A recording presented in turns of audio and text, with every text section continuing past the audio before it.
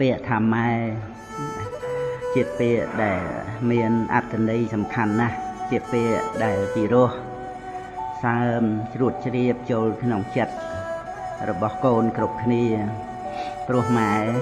ជាអ្នកមានព្រះគុណដ៏យ៉ាងធំក្រៃលែង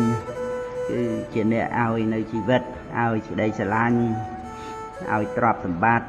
ឲ្យបានទទួលការសិក្សា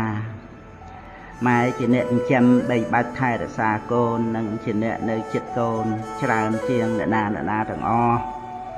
ចឹងពាក្យថាម៉ែគឺជាពាក្យដែលមនុស្សយើងនិយាយបានមុនពាក្យដទៃទៀតនៅក្នុងជីវិតនេះពាក្យម៉ែមានន័យសំខាន់ខ្លាំងណាស់ប្រជុំគុណក្រាស់ក្រៃជាងធរណីពាក្យម៉ែពិរោះគ្របលើប្រតិពីល្អដូចគិរីពេញដោយរុក្ខាព្រៃធំមានសត្វជាគ្រឿងលំអភរិយាបវរលំអផាសដាទ្វីបលោកល្អស្រស់ក៏ព្រោះសូរិយាសត្វក្នុងលោកកាល្អព្រោះមានម៉ែភារៈធ្ងន់របស់ម៉ែការបពោលតាមច្បាប់ធម្មជាតិឬពោលតាមសេចក្តីពិតដែលប្រកាសឲ្យឃើញម៉ែឈ្មោះថាធ្វើនៅរបស់ដែលធ្វើបានដោយលំបាកហើយសេចក្តីលំបាកនេះឪពុកមិនអាចធ្វើជំនួសបានឡើយពោលគឺម៉ែត្រូវមានរដូវត្រូវពោះនិងត្រូវឆ្លងទន្លេសម្រាលកូននេះគឺជាសេចក្តីទុក្ខលំបាករបស់ម៉ែគ្រប់គ្នាក្នុងនោះមានម៉ែមិនតិចអ្នកទេដែលត្រូវបានបាត់បង់ជីវិតព្រោះការឆ្លងទន្លេព្រោះហេតុដូច្នេះព្រះសម្មាសម្ពុទ្ធជាអម្ចាស់ក្នុងកាលដែលព្រះអង្គនៅជាព្រះបរមពុរិស័ទសោយពិជាតិជាតបោះឈ្មោះសោណបណ្ឌិតបានពណ៌នាព្រះគុណរបស់ម៉ែយ៉ាងគួរស្ដាប់មានប្រកាសក្នុងសោណនန္ដជាដកសត្តតិនិបាតថាម៉ែកាលប្រាថ្នាចង់បានផលគឺកូនរមែងនមស្ការទេវតាដើម្បីសូមកូនម៉ែសួរនៅអ្នកខត្តរឹកទាំងឡាយផងសួរនៅរដូវនិងឆ្នាំទាំងឡាយផង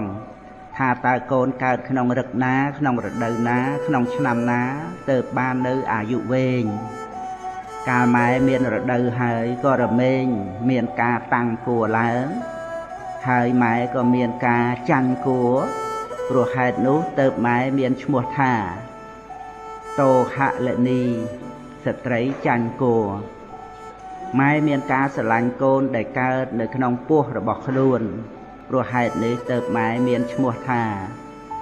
សុហទាស្ត្រីមានចិត្តល្អម៉ែរក្សាគួរអស់មួយឆ្នាំឬជិតមួយឆ្នាំហើយទើបបានឆ្លងទន្លេសម្រាលកូនព្រោះហេតុនេះទើបម៉ែមានឈ្មោះថាជាអ្នកយន្តីឬជានេតីស្ត្រីជាអ្នកឲ្យកូនបានកើតមកម៉ែញ៉ាំងកូនដែលកំពុងយំឲ្យត្រេកអរដោយការបំបៅដោះផងដោយការបំពេផងដោយការអោបប្រសើរផងព្រោះហេតុនេះទើបម៉ែមានឈ្មោះថាតោសេនតីស្ត្រីញ៉ាំងកូនឲ្យត្រេកអរតពីនោះមកម៉ែមានហាប្រតិទន់តោទៅរកកូនក្រឡេកមើលកូនដែលពុំទាន់ដឹងក្តីមើលក្នុងទីដែលកូននៅត្រូវខ្យល់ត្រូវក្តៅយ៉ាងណាព្រោះហេតុនេះទើបម៉ែឈ្មោះថាបោសេនតីស្ត្រីអ្នកចិញ្ចឹមបីបាច់ថែរក្សាកូនទ្រព្យសម្បត្តិឯណារបស់ម៉ែនិងរបស់ឪដែលមាននៅម៉ែរមែងគ្រប់គ្រងនៅទ្រព្យសម្បត្តិទាំងពីរចំណែកនោះដោយបំណងថាទ្រព្យសម្បត្តិទាំងនេះត្រូវបានទៅកូនរបស់យើងម៉ែកាលដែលទូតមានកូនថាកូនគួរធ្វើយ៉ាងនេះកូនមិនគួរធ្វើយ៉ាងនេះជាដើមរមែងនឿយហត់លំបាកកាលបើកូនមានវ័យចម្រើនឡើងហើយម៉ែបានដឹងថាកូនមានសេចក្តីរីករាយភ្លើតភ្លើនព្រោះស្រវឹងក្នុងវ័យម៉ែរមែងទន្ទឹងមើលផ្លូវកូន លុះដល់ពេលល្ងាចពេលប្រលប់បាត់កូនមិនឃើញត្រឡប់មកម៉ែក៏អន្ទះសាញាប់ញ័រក្នុងចិត្តដោយប្រការដូចនេះឯងព្រះគុណម៉ែគុណម៉ែតាំងតែគួរចាប់ផ្ដើមត្រំពោពោះផើមត្រំលំបាដេកដើរដូចរោគតាមអិតស្រាតម្រាំកូនចាចេញពីផ្ទៃពេលឆ្លងទន្លេម៉ែឈឺខ្លាំងចិត្តតាំងកាយប្រឹងព្រមដោយភ័យមិនដឹងយ៉ាងណាចិត្តងមៃនឹកភ័យក្រែងកូនសូនសង្ខារលុះកូនបានកើតជាទារកម៉ែថើបជញ្ជក់សពកាយាបីបំថ្នាក់ថ្នមពេញហត្ថាមេត្តាប្រែឈាមជាទឹកដោះនៅពេលកូនឈឺម៉ែរក្សាបីផ្ទប់អរាដោយចិត្តស្មោះកូនឈឺម៉ែភ័យមុខស្លាំងអស់មិនសម្រានសោះវាស់ព្រឹកនៅពេលកូនជាម៉ែសប្បាយចិត្តម៉ែមិនណាយមានតែនឹកឃ្លាតឆ្ងាយបន្តិចចិត្តវវឹករលឹករកកូនវិលវិញភ្លាមអង្គុយកកិលក្រោកឈួរដើរទៅតាមដំណើរម៉ែព្យាយាមខំបង្ហាត់កូនដោយមិនទៀមក្នុងនាមជាគ្រូឧត្តមក្រៃជុះនោមហូបចុកស្លៀកដណ្ដប់ចំណេះចេះសពប្រចាំថ្ងៃសម្ដីភាសាមាយាទថ្លៃកូនកុំសង្ស័យក្រែងឥតគ្រូកូនចេះមួយមុខម៉ែអម្ដងអួតប្រាប់អ្នកផងមិនចាំយូរម៉ែលឿយយ៉ាងណាមិនគិតគូបន្ធូរកង្វល់ដោយថ្ពាល់កូនធំបន្តិចបែបរៀងរឹងកូនខ្លះទៅតឹងអាងជីដូនម៉ែខឹងអន់ចិត្តមុខស្រពោនវាយកូនរួចគិតអាណិតក្រោយកូនល្អម៉ែសុកក្រៃកន្លងបានដូចម៉ែផ្សងសូមអំណោយដូចបានកៅទឹកទេវតាឲ្យឬដូចបានសោយសុកសួគ៌ពេលកូនបានសុកម៉ែសុកផងពេលកូនមានម៉ងម៉ែពុំជាកូនក្រលំបាកម៉ែរងាគ្រប់គ្រាម៉ែគិតកូនស្រីប្រុសកូនខូចអាក្រក់ក្នុងភូមិឃុំគេគុំគេស្អប់សពសាយសោះម៉ែដឹងប្រកាសថាកូនខុសតែម៉ែសន្តោសប្រុសប្រណីម៉ែគឺជាព្រះរបស់កូនជាក្បូនជីវិតមនុស្សប្រុសស្រីម៉ែមានគុណធ្ងន់ហួសពលស្ដីគ្មានអ្វីជំនួសម៉ែបានឡើយម៉ែគឺជាព្រះក្នុងផ្ទះម៉ែជាអ្នកឲ្យសេចក្តីស្រឡាញ់ឲ្យការកក់ក្ដៅជាអ្នកគ្រប់គ្រងធ្វើឲ្យកូនគ្រប់គ្នាមានសេចក្តីដឹងខ្លួនថាអាត្មាអញមានការកក់ក្ដៅក្នុងចិត្តត្បិតមានម៉ែនៅជាមួយម៉ែគឺជាមិត្តដ៏ពិតប្រាកដ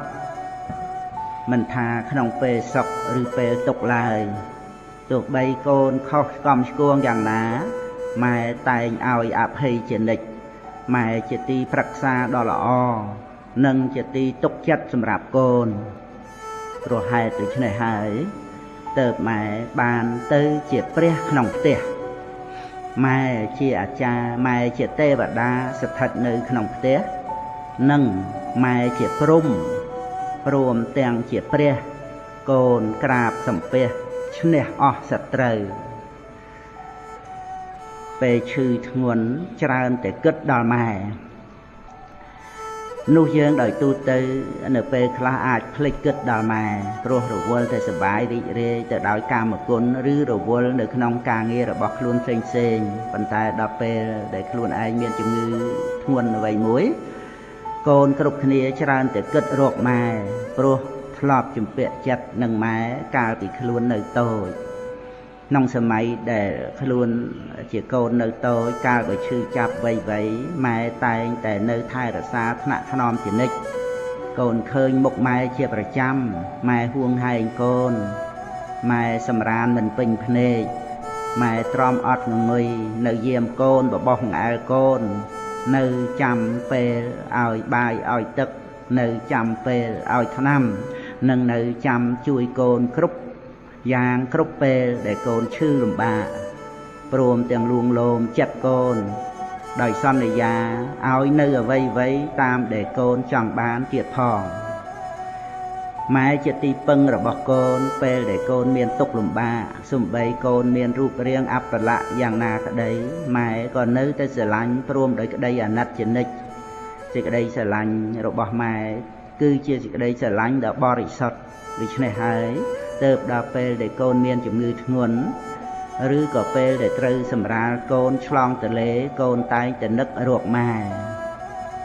ត្រីនៅលើគោកបំរាស់រកទឹកចចកតែងនឹករកព្រៃស្ម័គ្រសានសត្វក្នុងទ្វីបលោកនឹករកសុខសានមិនអាចប្រៀបបានចិត្តម៉ែដែលនឹកនៅពេលភ្លៀងធ្លាក់រុក្ខជាតិខៀវខ្ចីបាក់សាបាក់សីខៀវខ្ញាពេលព្រឹកថ្ងៃក្តៅសត្វរោគជ្រោកក្រោមសន្លឹកប្រៀបដូចកូននឹករកម៉ែពេលឈឺម៉ែមានប្រគុណគូជាមួយឪមនុស្សយើងដែលកើតមកត្រូវអាស្រ័យឪពុកនិងម្ដាយជាអ្នកឲ្យកំណើតនិងមានតែម្ដាយម្នាក់ឯងពុំបានឡើយព្រោះតំណក់ឈាមមួយចំណែកបានពីម៉ែតំណក់ឈាមមួយចំណែកទៀតបានអំពីឪលោកទាំងពីរជាអ្នកឲ្យកំណើតដល់កូននិងជាអ្នកមាននៅកណូបការៈដ៏យ៉ាងខ្ពង់ខ្ពស់ចំពោះកូនដូច្នេះមេត្តាបិតាគឺជាព្រះឲ្យកំណើតកូននិងជាព្រះដ៏មានគុណចំពោះកូនផ្កាឈូកដែលដុះរីកស្រស់សោភាអាស្រ័យគង្គារួមគ្នានឹងភក់គូព្រេងជួបភ័ក្រវិលវល់វិវក់រួមរយៈលងលក់បង្កើតលោកកាព្រំចោះជួបព្រះសម្ភាសវន្តាក្រាបអារតនីឲ្យទ្រង់ទេសនា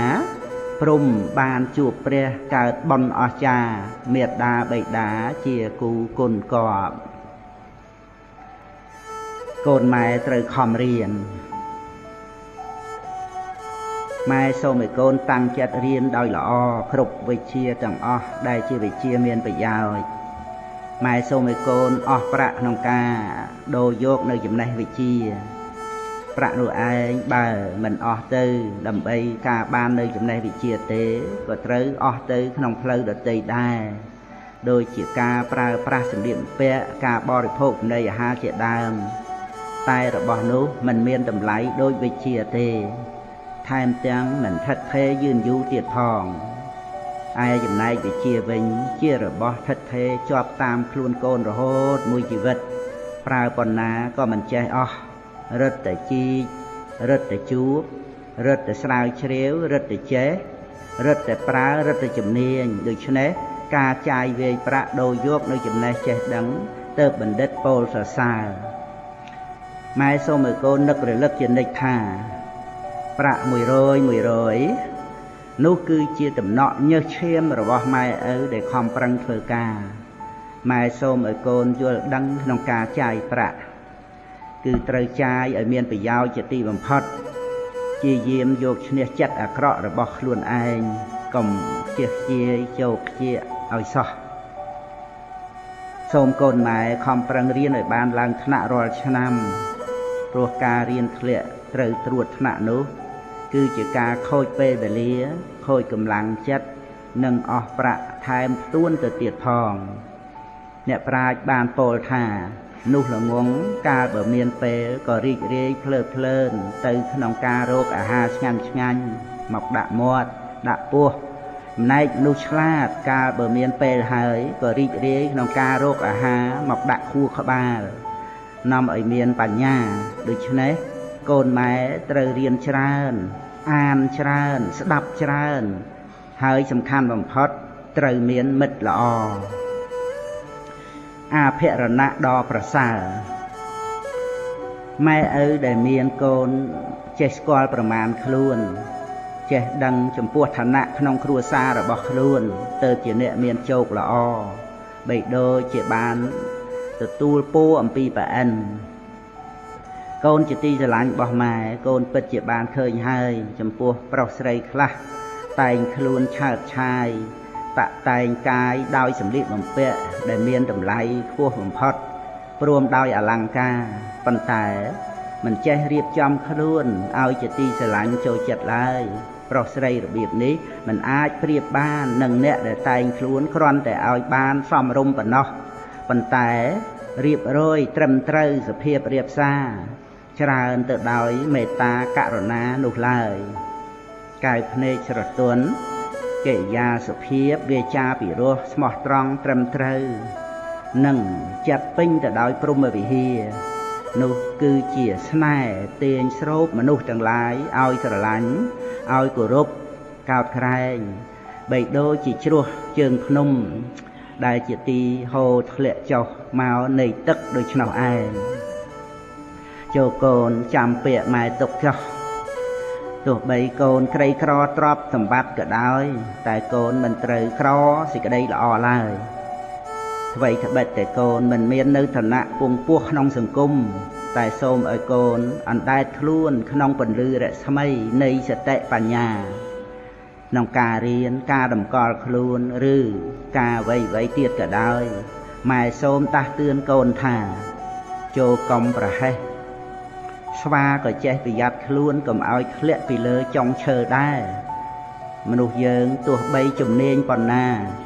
ឆ្លៀវឆ្លាតអង្អាចប៉ុណ្ណាក៏ដោយកាលណាបើប្រមាថធ្វេសប្រហែសហើយក៏រមែងផ្លាត់ផ្លាតធ្លាក់ខ្លួនដូចជាមនុស្សល្ងងខ្លៅអញ្ចឹងឯងក្នុងការរៀបចំទុកដាក់ខ្លួនជាមួយមិត្តភក្តិកុំឲ្យខ្ពស់ពេកនាំឲ្យគេស្អប់តែបើដាក់ខ្លួនទាបជាងគេពេកនាំឲ្យគេមើលងាយដូច្នេះត្រូវឲ្យល្មមឯចំណែកជាមួយគ្រូអាចារ្យនោះកូនត្រូវទន់ភ្លន់គោរពអោនលំទោនដោយពាក្យលោកពោលទុកថាឈ្នះអ្នកស័ក្តិខ្ពស់ដោយការអោនលំទោនឈ្នះអ្នកទាបទន់ខ្សោយដោយការសង្គ្រោះឈ្នះអ្នកស្មើគ្នាដោយការព្យាយាមចំណែកឯការរៀបចំខ្លួនជាមួយភេទផ្ទុយគ្នាម៉ែសូមបញ្ជាក់ប្រាប់ដល់កូនស្រីម៉ែថាមនុស្សប្រុសខ្លាចមនុស្សស្រីណាដែលរៀបចំនៅឥរិយាបថល្អមិនតម្កើងខ្លួនវេរឹកហើយក៏មិនបណ្ដោយខ្លួនផងដែរមានអាកប្បកិរិយាល្អរៀបរយរៀបសារមិននិយាយលេងរហូតដល់ហួសវិស័យស្រីកាលបើដូចនេះមនុស្សប្រុសរមែងក្រែងចិត្តនិងនិយាយលើកតម្កើងសូមកូនម៉ែរក្សានៅគុណតម្លៃរបស់មនុស្សឲ្យបានស្ថិតនៅមមួនក្នុងខ្លួនសូមកូនកុំជាមនុស្សអស់តម្លៃឲ្យសោះគុណតម្លៃរបស់មនុស្សគឺជាសេរីសួស្តីនិងជាអភិរណៈដ៏ប្រសើរក្នុងជីវិតកូនម៉ែត្រូវវឹកហាត់ឲ្យមានឧបនិស្ស័យល្អមនុស្សយើងដែលនឹងបានល្អនោះក្រៅអំពីត្រូវមានការសិក្សារៀនសូត្រហើយគឺត្រូវវឹកហាត់អប់រំដើម្បីឲ្យមាននៅឧបនិស្ស័យល្អទៀតផងនេះជាប្រការសំខាន់ចំណុចផ្ដើមនៃការវឹកហាត់សិក្សាអប់រំដែលជាទីសំខាន់បំផុតគឺក្រុមគ្រួសារក្នុងផ្ទះគ្រួសារដែលនៅក្នុងសភាពរៀបរយល្អនោះតិចណាស់ដែលក្មេងទៅជាខិលខូចលេះលោះនេះព្រោះការសែបគប់បានសំប្រពៃលុះដល់កូនធំឡើងកូនត្រូវខំព្យាយាមសែបគប់សមាគមជាមួយមនុស្សល្អដើម្បីបានចម្លងនៅលក្ខណៈល្អផ្សេងការសែបគប់មនុស្សល្អរមែងជាគុណប្រយោជន៍ដល់កូនរហូតក្នុងជីវិតនោះល្អកាលបើកូនចូលទៅចិត្តហើយធ្វើឲ្យកូនដឹងខ្លួនថាចង់បានឲ្យខ្លួនទៅជាមនុស្សល្អដែរមនុស្សស្ងប់ក៏ដូចគ្នាកាលបើកូនចូលទៅចិត្តហើយបានស្ដាប់នៅពាក្យសម្ដីអ្វីខ្លះនោះរមែងធ្វើឲ្យកូនដឹងខ្លួនឯងថាមានសេចក្តីស្ងប់ហើយចង់ឲ្យខ្លួនបានទៅជាមនុស្សស្ងប់ទៀតផងដូច្នេះការសែបគប់ជាចំណុចសំខាន់បំផុតក្រៅអំពីអាស្រ័យអ្នកដទៃដើម្បីជួយវឹកហាត់អប់រំហើយការវឹកហាត់ខ្លួនឯងជាកិច្ចចាំបាច់បំផុតដោយចំពោះគឺវឹកហាត់ខ្លួនឯងក្នុងការយកឈ្នះអំណាចនៃធម៌ថោកទៀតអ្នកដែលវឹកហាត់ទូនមានខ្លួនបានគឺជាមនុស្សប្រសើរហើយឈ្មោះថាបាននៅទីពឹងដែលគេបានដោយកម្រវឹកហាត់អប់រំខ្លួនឲ្យទៅជាមនុស្សមានព្យាយាមមនុស្សដែលមាននៅ សេចក្តីប្រឹងប្រែងជាយាមសូម្បីមានជីវិតរស់នៅត្រឹមតែមួយថ្ងៃក៏ប្រសើរជាងមនុស្សខ្ជិលដែលរស់នៅអស់រយនៃឆ្នាំចូលកូនម៉ែប្រើពេលវេលាឲ្យជាប្រយោជន៍ព្រោះពេលវេលាដែលកន្លងទៅហើយមិនត្រឡប់មកវិញឡើយអស់ទៅហើយក៏ជាការអស់ទៅហើយនឹងឯងតម្លៃពេលវេលានៅត្រង់ដែលកូនប្រើវាឲ្យជាប្រយោជន៍មនុស្សដែលមិនធ្វើនៅការងារជារបស់មនុស្សជីវិតក៏អស់ទៅទទេចំណែកមនុស្សដែលមានការព្យាយាមរមែងកាន់យកនៅប្រយោជន៍សន្សំទុកនៅប្រយោជន៍រហូតដល់បានសម្រេចនៅប្រយោជន៍ធំគឺការរួចផុតអំពីសេចក្តីទុក្ខមនុស្សដែលធ្វើនៅការងារច្រើនមិនអាចបានជាមនុស្សសំខាន់គ្រប់គ្នាឡើយប៉ុន្តែមនុស្សសំខាន់ដែលត្រង់ធ្វើការងារដោយសេចក្តីជាយាមជានិច្ចតម្លៃរបស់មនុស្សវាស់គ្នាត្រង់ផលនៃការងារនិងសេចក្តីល្អប្រចាំខ្លួនកូនម៉ែត្រូវខំសន្សំឧបនិស្ស័យល្អឧបនិស្ស័យគឺអ្វីដែលធ្វើឲ្យជាទម្លាប់ឧបនិស្ស័យល្អគឺជាភូមិឋាននៃការចម្រើនគុណធម៌គ្រប់យ៉ាងប្រៀបបីដូចជាដីចម្ការដែលល្អដូច្នោះឯងបើកូនស្រីម៉ែធ្វើល្អហើយឲ្យគេថាចុះកាលកូនស្រីនៅតូចម៉ែជាអ្នករៀបចំតែងខ្លួនឲ្យកូនស្លៀកពាក់យ៉ាងណាស្ពេកបោកទៅសាលាយ៉ាងម៉េចទៅផ្សំម៉ែរៀបចំឲ្យកូនទាំងអស់ម៉ែតែងតែតាមគួយគុណដំណើរកូនដោយការពេញចិត្តលុះដល់ពេលកូនស្រីធំឡើងអ្វីដែលជាធម្មជាតិសម្រាប់ខ្លួនកូនម៉ែក៏បានប្រាប់បញ្យល់ឲ្យកូនបានដឹងទាំងអស់ឥឡូវម៉ែសូមបញ្យល់កូនស្រីអំពីបញ្ហាមួយដែលកូនចេះតែខ្លាចពាក្យគេថាសូមកូនចាំស្ដាប់ហើយពិចារណាឲ្យល្អដើម្បីដោះស្រាយនៅបញ្ហាមួយនេះឲ្យបានជ្រះស្រឡះកូនខ្លាចគេថាពាក្យថាគេសំដៅដល់មនុស្សទាំងឡាយដទៃលើផែនដីក្រៅពីកូនសូម្បីកូនប្រកាសនៅក្នុងចិត្តហើយថានេះជាអំពើល្អត្រឹមត្រូវតែនៅកូនមិនក្លាហានដើម្បីនឹងប្រព្រឹត្តធ្វើព្រោះខ្លាចគេថារឿងគេថានេះវាคล้ายទៅជារបស់ដែលគួរខ្លាចជាទីបំផុតក្នុងโลกនេះទៅហើយសម្រាប់កូនស្រីបើមានសេចក្តីប្រកាន់យ៉ាងនេះក៏មិនអាចធ្វើអ្វីបានឡើយព្រោះគេមានច្រើនណាស់អ្នកម្នាក់មានការគិតឃើញរៀងខ្លួនត្រូវគ្នាខ្លះមិនត្រូវគ្នាខ្លះការកូនស្រីធ្វើនៅអ្វីមួយអ្នកខ្លះគេថាល្អអ្នកខ្លះទៀតគេថាមិនល្អឬអាចគេថាអាក្រក់តែម្ដងដូច្នេះកូនស្រីត្រូវតែសម្រេចថាអាត្មាអញក៏បីធ្វើនៅអ្វីដែលសមគួរដល់ខ្លួនឯងផងដែលមិនខុសច្បាប់ផងមិនខុសសិលធម៌ផងមិនបៀតបៀនឲ្យនរណាក្តៅក្រហាយផងហើយអាត្មាអញសប្បាយចិត្តនឹងធ្វើផងដូច្នេះអាត្មាអញត្រូវតែធ្វើដោយមិនមានកង្វល់នឹងពាក្យគេថាអ្វីឡើយប៉ុន្តែម៉ែសូមរំលឹកកូនស្រីចូលកូនកុំភ្លេចផ្ទៀងផ្ទាត់នៅកិច្ចការងារនោះឲ្យជាការងារល្អត្រឹមត្រូវពិតប្រាកដផងការរិះគន់និន្ទាខ្នន់ខ្នាញ់ជារបស់ធម្មតានៅក្នុងโลกអ្នកខ្លះប្រើពេលវេលាទំនេរទៅក្នុងការអានសៀវភៅអ្នកខ្លះរីករាយនៅក្នុងការលេងកីឡាអ្នកខ្លះជ្រើសរើសយកការនិន្ទារិះគន់ខ្នន់ខ្នាញ់ចំពោះអ្នកដទៃមកជាការងារធំដុំក្នុងជីវិតអ្នកដែលសម្លឹងទោសគេដោយអកុសលចិត្តនិយមនិយាយរឿងអាក្រក់របស់គេគឺជាអ្នកមិនមានសេចក្តីចម្រើនក្នុងជីវិតឡើយព្រោះគិតតែនាំយករឿងអាក្រក់មកដាក់ក្នុងខ្លួនរាល់ថ្ងៃបីដូចជាធុងសម្រាមប្រឡាក់ប្រលោះទៅដោយរបស់ស្មោកគ្រោកជាការសាងនៅគ្រឿងដែលរារាំងសេចក្តីចម្រើនឲ្យដល់ខ្លួនឯងជាអ្នកបញ្ឆោតខ្លួនឯងឲ្យរីករាយដោយសេចក្តីវង្វេងក្នុងផ្សែងនៃសេចក្តីអាក្រក់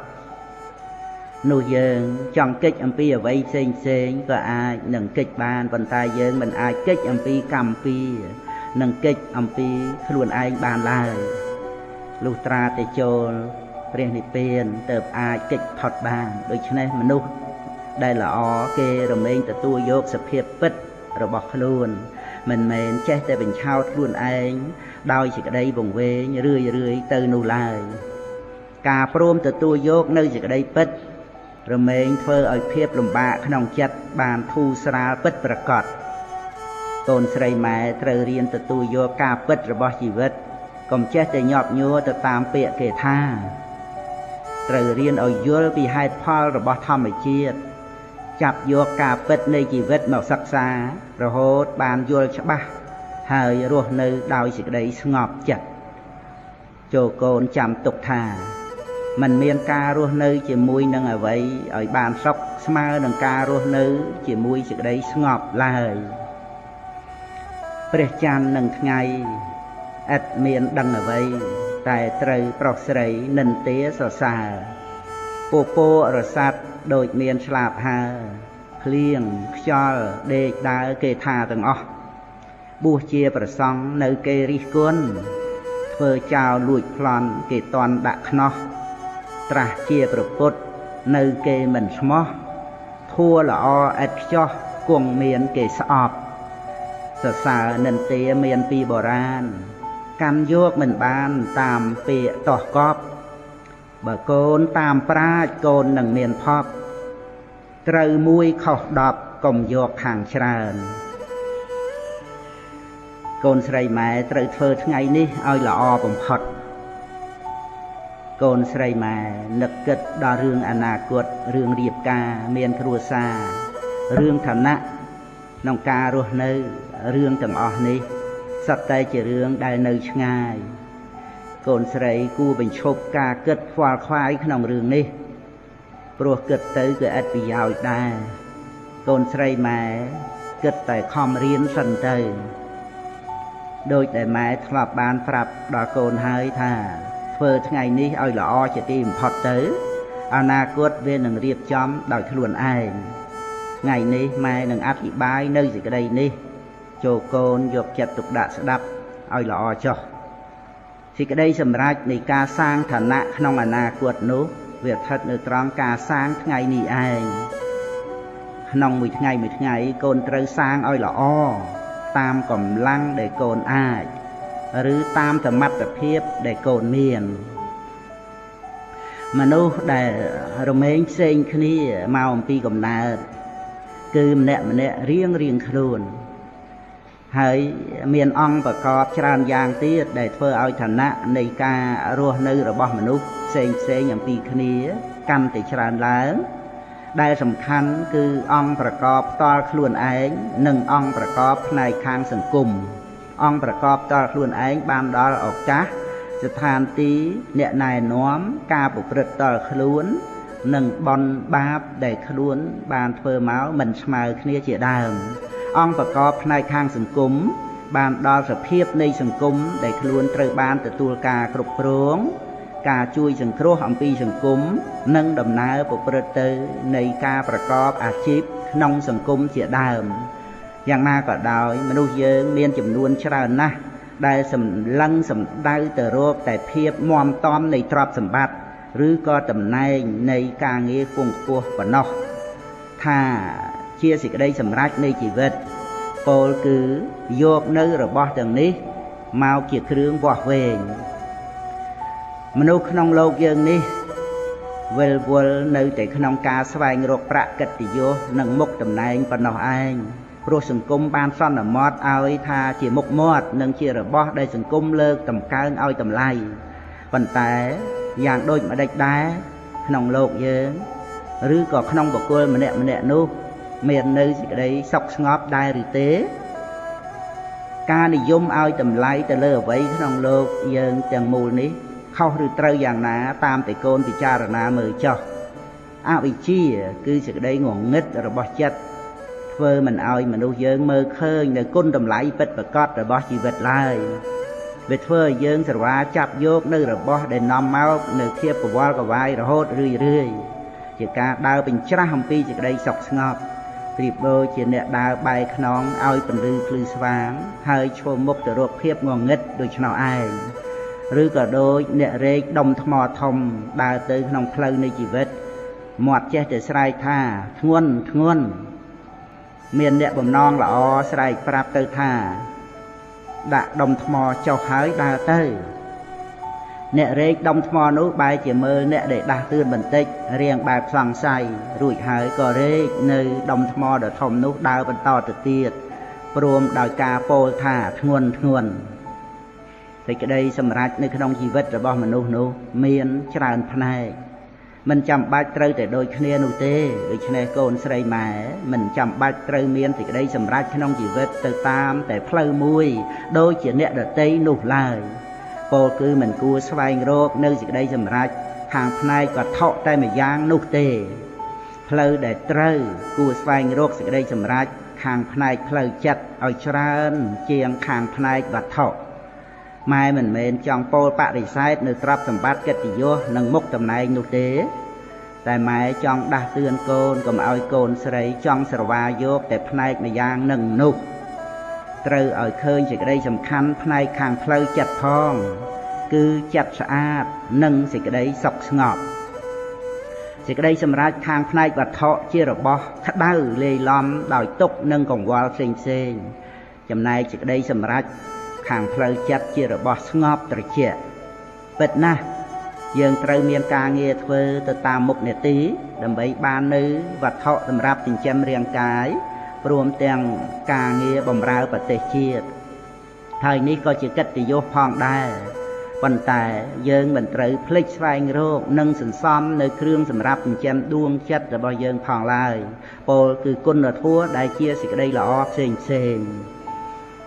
មនុស្សស្រីយើងដោយច្រើនចូលចិត្តប្រើពេលវេលាឲ្យអស់ទៅដោយការតែងកាយស្វែងរកសម្ពុតអាវតាមបែបផ្សេងមកស្លៀកពាក់បង្អួតគ្នានិងប្រឡងគ្នាថាតើអ្នកណាតែងបានស្អាតជាងអ្នកណាអ្នកដទៃយ៉ាងម៉េចក៏ដោយចោះប៉ុន្តែកូនស្រីម៉ែគួរតែប្រើពេលវេលាក្នុងការតែងចិត្តឲ្យបានល្អស្អាតស្វែងរកវិជ្ជានិងអប់រំសន្សំគុណធម៌ឲ្យជាគ្រឿងប្រដាប់ចិត្តរាងកាយនេះឯងទោះជាតុបតែងទៅយ៉ាងណាក៏វានៅតែមានគ្រឿងបរិគោលស្មោកគ្រោកនិងមានក្លិនស្អុយដដែលជារៀងរាល់ថ្ងៃអភិរណៈសម្ពុតអាវស្រស់ស្អាតមានតម្លៃប៉ុណ្ណាក៏ដោយលុះដល់យកមកស្លៀកដណ្ដប់ហើយក៏คล้ายទៅជាស្មោកគ្រោកមានក្លិនស្អុយទៅផងដែរជាការបញ្ជាក់យ៉ាងច្បាស់ថាមិនមានឧបាយយកឈ្នះគ្រឿងបរិគោលរបស់រូបកាយបានឡើយចំណែកដួងវិញ្ញាណឬដួងចិត្តវិញនោះកាលដែលជំរះបានស្អាតម្ដងហើយ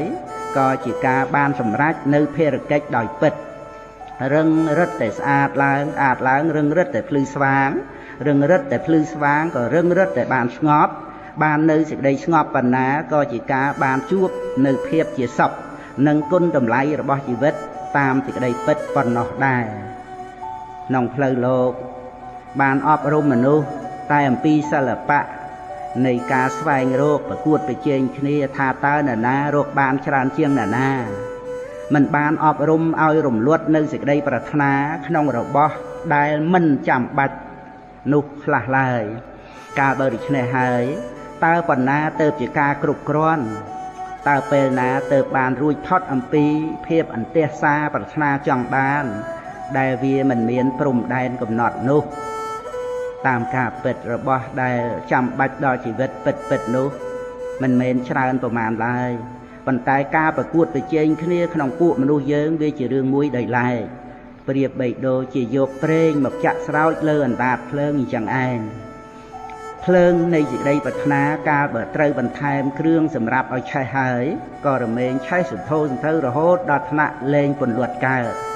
ប្រហែលដូច្នេះហើយទៅមនុស្សយើងមានកម្ដៅក្តៅអន្ទះអន្ទែងដែលគួរឲ្យនឹកបារម្ភដល់សេចក្តីអន្តរាយផ្សេងបើយើងកំណត់សេចក្តីត្រូវការរបស់យើងឲ្យនៅក្នុងព្រំដែនល្មមប្រមាណម៉ោងពេលនៃការស្វែងរកក៏នឹងកាត់បន្ថយបានពេលដែលនៅសល់ក៏នឹងត្រូវបានមកជាពេលនៃសេចក្តីសុខស្ងប់ពោលគឺស្ងប់នៅតណ្ហានឹងឯង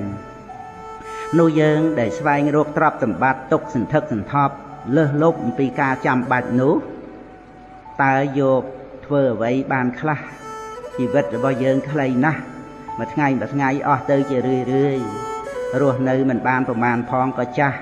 hay có thiêm luôn chạm slap ca sừng sòm trọp tục ra lơ hầm pi chạm bạch phơi khôi pê về lia tư tê nụ khla miềnแต่วิชเปียยกบาประกรรมต่อชราเตยจะมุยพองจำนายกรับสมบัติตรบานจะเจ้าตกไอเนื้อขนมโลกนี่เองโกนสไรทลอบบานอ่านประวัติศาสตร์ขนมโลกก็กวงบานดังให้ถ้าตาตรับสมบัติหนึ่งแผ่นใดนี้น่ะนะยกเตยบานคลาโดยเฉพาะได้บานจะบังเฉลี่ยให้ครุบครวงบานชราหนึ่งกัวนุบะเมียนน่ะนะกิเลิกยกหนึ่งเพลย์ทนอลต่างอ้อมาเอาโกนก็กวงแต่ปลาทนอลนุ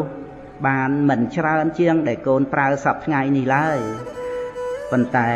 จะก็ได้ทั้งวันหนึ่งสราขนมจัดเวรเมงขอกเนียชราเป็นนิกาปลาเพลย์ทนอลโดยกาทูสราขนมจัดคือกรอนแต่สายกาปลาโดยเหมือนบานประกันท่าเจรบอกโกนมาได้ไอ้เลยปัญแต่เบอร์โกนเชื่อไม่จ้าแต่มาได้ไอ้วิ่งนู้เพรกิจเซ็งได้เตะตวงหนึ่งเพลย์ทนอลต่างอ้อก็มาจีมุ้ยหนึ่งเพลย์ทนอลนุพองได้โจโกนบานดังเจ้าท่ากาเมียนบานในเอาไว้มุ้ยนุเวรเมงเมียนบานมาจีมุ้ยหนึ่งกาไทยต้อมเรศาหนึ่งกล่องวอลเซ็งระบบกล่องวอลต่างนู้เวียหนึ่งพลันโยกหนึ่งเปเวเลียระบบโกนเตอต่างอ้อระโหดดอกโกนเหมือนเมียนเปลตมเนสำหรับโกนขลุ่นไอ้คลาเลยมาในเยมอนี้ดำเบโกนสไรบานทูของวอลเตอในขนมเรื่องสร้างฐานะในอนาคตเป็นในเยินก็เมียนในตรอบละมุมโกนเรียนบานให้จุดนี้ก็เมียนเพลย์ทนอลก็เมียนสลาเรียนก็เมียนตีทะเลก็เมียนวัดอารามก็เมียนส่งไปมันเจระบอเยินดัดมุกแต่เยินก็เมียนสัตตราบานละมุมแต่เยินไตรกากรอนแต่ไตรจำนายประคลาโดยเชื่อตำไลขนมเยียนจุดนี้เชื่อดามแต่สันบะโกนใส่มาเชื่อมาจ้าในตึกบังทะเลต่างออกขนมโลกโกนผักเวียขนมบัดไงบานเตรมประมุยมันไปละกายปะเนาะบางเชื่อมาจ้าในสมปวดเขาเอาต่างออกขนมห้างหรือขนมซาโกนปลายบานเตรมปีใบสำหรับปะเนาะขนมมุยไงหายเวียก็มันเมนเพื่อโกนเตยเจเตวราบานได้กวงเนยเตยเจมนุษย์ได้เมียนกาเสกเคลียนชื่อบรรโตบ้องจาระปัสสาวะหายเตยจ้าชื่อหนังสลับขนมเปเจติวพอดโดยเฉพาะกาละโมบโลบล้วนขนมตรับสมบัติเติบเจกาละงวงคลายมีย่างระบอบมนุษย์เยิงเวียเจดมปปูอับบัดบังในก้นตำไหลได้ปิดประกอบในชีวิตมนุษย์จำนายเรื่องเรียบกาหนึ่งเรื่องครัวซานุโกนสไรมันจำใบกึดเอาไว้เป็นนิเตพอมเรียนในบ้านสำหรับเซนเตอร์เปเวเลียในชราอันเตียดนะได้สำหรับกึดกูนุปันตายไม้โสมพิ้ายกลมนึดระบอบไม้ขนมเปนี้ตกไอโกนสั้นท่าโกนสไรปัตนาขั้วกับบ้านแต่โกนสไรเตยเฟอคลุนไอบ้านขั้วพองเบอโกนสไรเตียบเตแต่ปัตนาขั้วนุคือโกนสไรมันพอดไปเคลี้ยเจ้ามาเนยขนมได้ระบอบมนุษย์เตียบเจียมันขานไอ้อย่างเตียดเรื่องกูโครงนุมันจำบัดสบายโรคลายดอกเป้ไปเลี้ยซ้ำกูหายก็ระเมงหมอกดอจะทำมาได้เนี่ยนาจัดขดาวจะตามเต็มนาในเกล็ดเนี่ยนุ่งหนังสลายคราวจะมุ้ยหนังกาบัดบ้องในกัตติโยไม่จึงคำทาโกนสไรไม้หนังระซาในกัตติโยระบอกคล้วนกัตติโยครัวซารวมถึงกัตติโยระบอบประเทศเชียดเยิงพองการเรียนบานละอหนังการประพฤติละอระบอบโกนจัดเจียปัวดาวภาษาเด็กโกนเอาดอลปุกระบอบโกนหนังไม้รวมถึงกรมครัวซาเอาปุกระบอบโกนหนังไม้จ้องแต่ตัวในปัวนี่เห็นปีโกนชราเชียงปัวดาวเวียจ้าปีรัวแต่เตียดจะได้ละอระบอบโกนได้เจนปีมอดครูหนังมอดเนี่ยแต่ตีเตียดนุเพื่อเอาปกมาได้สบายจัดรีเรียเวียเจระบอเต็บมาย่างตรองได้บานลือดำนังท่าโกนใส่มาเชี่ยมนุละอต่างจัดเรียนโซติดประกอบเวียปิดเจียหาเต็บสำหรับปกมาได้เมนรัวปกมาได้นึกดอกเปลนาก็เพื่อใช้แต่ได้ไปเตะขนมเปลนูเองกรุบเกลียกรุบเปลไปดี